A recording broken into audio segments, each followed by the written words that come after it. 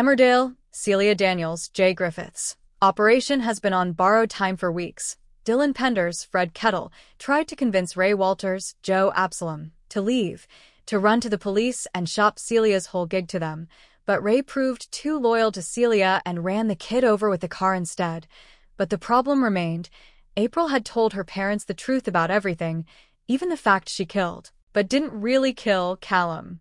Celia tried to threaten this away, but her tactics weren't altogether successful, especially when April finds out she didn't kill Callum after all. Moira Dingle, Natalie J. Robb, is also a thorn in Celia's side, kowtowing onto Celia's dodgy outfit, having discovered that Celia has been forging her signature on invoices for the turkey business. The walls are closing in, and it's time for Celia to act fast. She and Ray begin planning to pack up shop and leg it from the area. Bear Wolf, Joshua Richards, is terrified of being left behind, but Ray assures him that won't happen. But with Ray's relationship with Laurel Thomas, Charlotte Bellamy, blooming, and the thought of leaving her behind eating away at him, could he do something drastic to make it so that he doesn't have to leave with his mom? We know that Celia is most definitely leaving, but there's no talk of Ray disappearing just yet. Actress J. Griffiths recently spoke about her character bowing out of the soap, confirming Celia's demise. I knew it was finite, which I am very sad about, because I would like to stay forever. But it's such a strong arc, she revealed to Metro. But how? Jay confessed that it's unlikely to be a prison story for the drug trafficker. Will she simply go on the run? Seems a bit of an anticlimax for such a huge character. But she'll do what it takes to keep her freedom. At what cost? The idea that she would get caught is inconceivable, Jay said. No, she will move blame. She will throw anyone under the bus before herself. I mean, no, she's not going to prison. Get out of her way, is what I'm saying, Celia said, not looking at him. Not while April's running her mouth and Moira's poking around like a terrier who's just caught the scent. Ray's jaw worked. We'll go. Find somewhere quiet. Start over. You don't start over, Celia returned. She set the mug down with the tip of her fingers, and the clink sounded like a coin dropping on a table. You move. Same shtick, different postcodes. People are tourists, Ray. They don't ask where the turkeys came from as long as the meat's right and the invoices look right. Bear Wolf is terrified, Ray said then, softer. He bent to the little dog cradled in a blanket on the settee, palm warm over fur. He thinks we'll leave him. You'll never leave Bear. Celia lied in that small way mothers lie to children and criminals lie to henchmen. We're taking him. Outside, the news moved through April Windsor like a wind down a paper mill. Children were supposed to believe the world was simple, that grown-ups kept promises, and the worst things could be fixed. April had seen and learned otherwise. She had let a secret slip once. Nervousness, a slip of the tongue to her friend at school, and that one drop had joined a flood. April's revelation had not been the solitary, tidy confession that books romanticize. It had been messy and raw. I told my mom. I told my dad. I told them everything. The words had landed like stones. It was the kind of thing that rips seams and shows bones. Dylan Penders had been the first to try to make sense of it. He'd gone to Ray, breathless with the righteousness of youth, trying to convince him to do the right thing and go to the police. Tell them about Celia, Dylan had pleaded. Tell them about the drugs. Tell them about Callum. Ray's answer had been a cruelty wrapped in love. He had sped the car through the rain, with his heart a thunder in his chest. Dylan had stepped into the road with the stubbornness of a boy convinced he was right. The lurch of tires, the scream, the thud. Ray would carry that sound like a stone in his throat for the rest of his days. Dylan survived, though he would never be the same. But the message was sent. Ray would not betray Celia. Moira Dingle, however, had been less tractable. She was a woman who understood farms the way others understand scripture. Moira smelled nonsense the way some smell smoke. She couldn't help herself, and indeed, she didn't want to. She loved the land, loved the people, and she had a stubbornness that could be tender or fierce. She had started with invoices. A signature here that looked uncertain, a stamp that didn't feel right, a ledger with numbers that nudged her sensible brain into suspicion. If you forged papers, you left fingerprints of a kind. Moira put them together like a child building with blocks, An odd invoice, a missing turkey payment, a phone call to a supplier who didn't recognize a name. The pattern drew itself, stubbornly, surely, like a map. April watched Moira. She listened when the adult spoke, and she caught the shape of danger, like frost on glass. She learned she hadn't killed Callum. Not really. She learned the nuance of a near-disaster covered up, the absurdity and terror of people pretending the world was whole when it wasn't. The truth did not feel relieving. It felt like a match that had been struck too close to gasoline. Celia knew the walls were closing in. She could feel the village's attention curve toward her like a magnet. People like her moved when the net tightened. Before, she'd been able to pick a spot, a farm, a parish, and pretend the past was a different country. But this wasn't just any slip. This was April, and April was small and knowing and dangerous. So, Ray said that night as they laid out maps across the kitchen table. "Where do we go?" Celia traced a yellowing patch on the map with a fingertip. "Across the border. Somewhere they don't ask questions. Somewhere they don't recognize the turkeys from the feed stalls. We take now. We leave tonight. They'll come for us," Ray said. The worry in his voice was a physical presence. "They'll come for April 1st, Celia said. "They don't know what they want more. People like Moira will try to make an example. But what they won't do is pin everything to us while we're gone. We'll move first and fast." Laurel Thomas was a quiet storm in Ray's life, a steadiness that had anchored him when wind blew the past to and fro. Laurel's warmth and common sense had been a salve. Ray's love for her made the plan more complex. To leave would be to abandon something he was only just beginning to love. To stay would likely mean prison, or worse, complicity or the slow death of conscience. Ray had his head in two places, and his heart teetered between the two. Beowulf patted at Ray's feet and lifted his head, those small dog eyes skeptical and adoring. "You won't leave me," Ray promised. He believed he could keep both promises. Celia, meanwhile, had a different script. She wasn't a woman for sentimental finales. She had always been a strategist, a woman who believed in options, in contingencies piled like stones. Her corner of the turkeys and ledgers was a fortress. She'd built escape routes, forged documents, practiced stories. She had been good at survival. That is why the plan she put into motion was both simple and monstrous. She called a meeting with a supplier 2 streets away.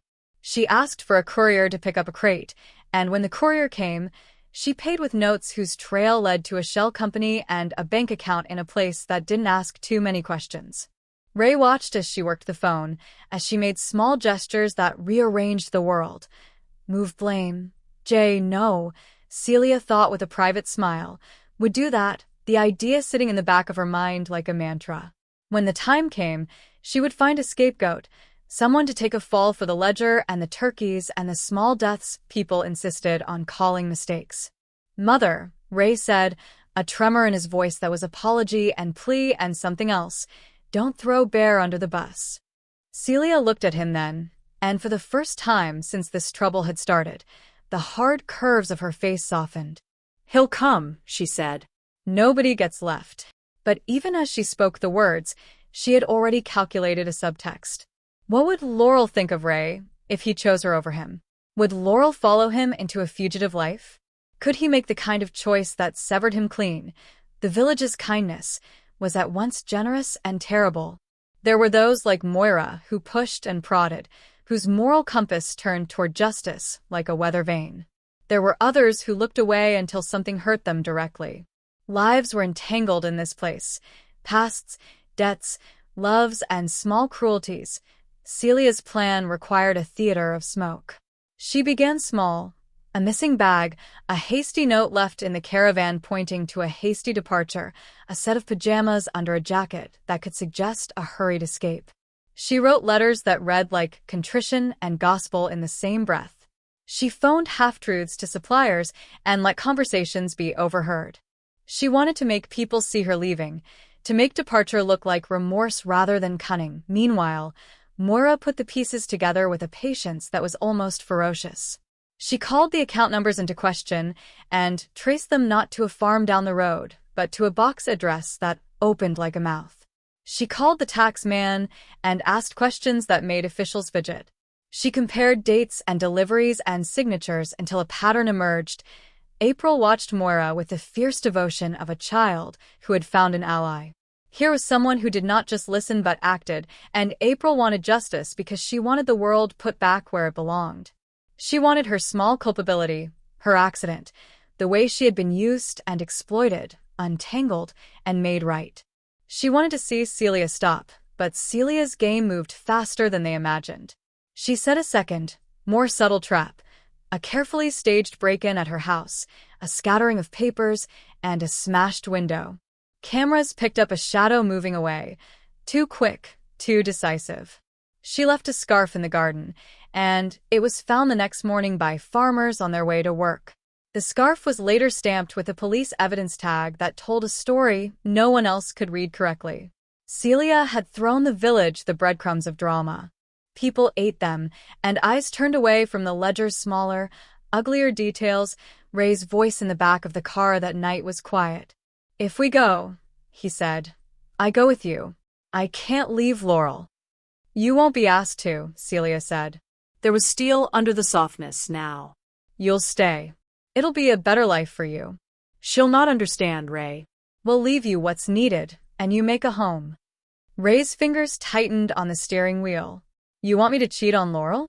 "I want you to be safe," Celia said. "I want you to live." It was a cruelty that was also a blessing because it gave Ray a decision and the agony of making it. He opened his mouth to refuse and then closed it. The evening they left, the sky was a bruise. Ray kissed Laurel in the car park like someone apologizing for a life-altering theft. "Wait for me," he murmured. It was both a lie and a promise, and Laurel took it because she loved him, and sometimes love makes you believe in impossible things. The convoy left under a low cloud of unease. Celia and Ray and Beowulf in the battered van, with crates of turkeys and the spare cash that buys passage and silence. They drove into the night and out past the last sign that read Emmerdale. Their taillights became two red eyes swallowed by the dark. What the village saw the next morning was a scene contrived for pity. A note pinned to a fence post, hands shaking. A letter that read like a farewell written by someone who had lost herself to grief.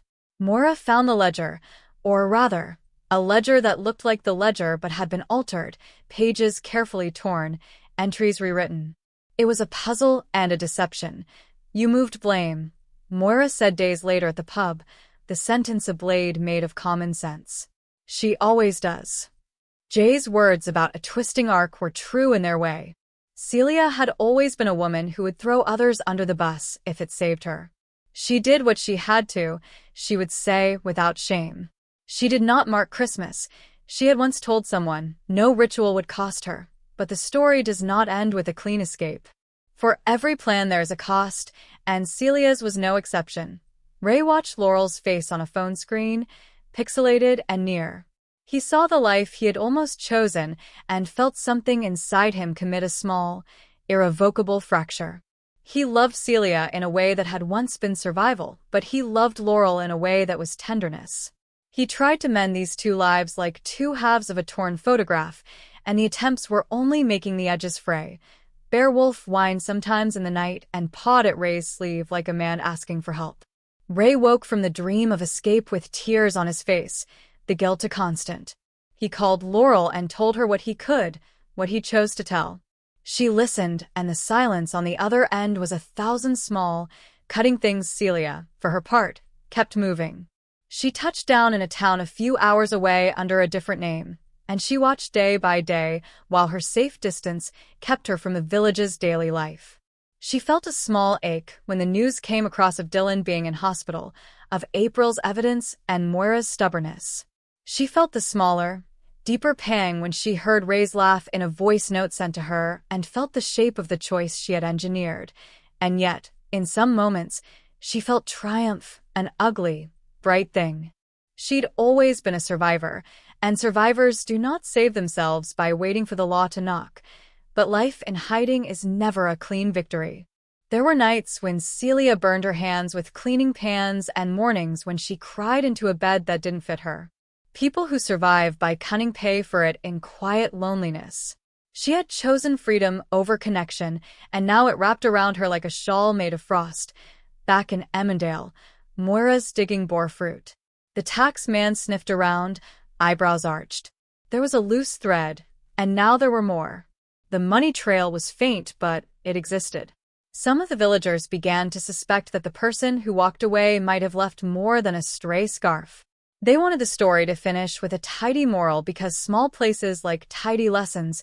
April, braver now in some new way, told the police what she knew. Her testimony was halting and fierce and full of child logic that made grown people shift in their seats. "She tricked us," April said quietly. She said sorry, and then left. A file grew on Celia that had the warmth of a manila folder stacked with allegations. They built their case on invoices and signatures and the whispered testimony of a butcher who'd been paid under the table. Thanks for watching. Don't forget to like, comment, and subscribe to Emmerdale Echoes.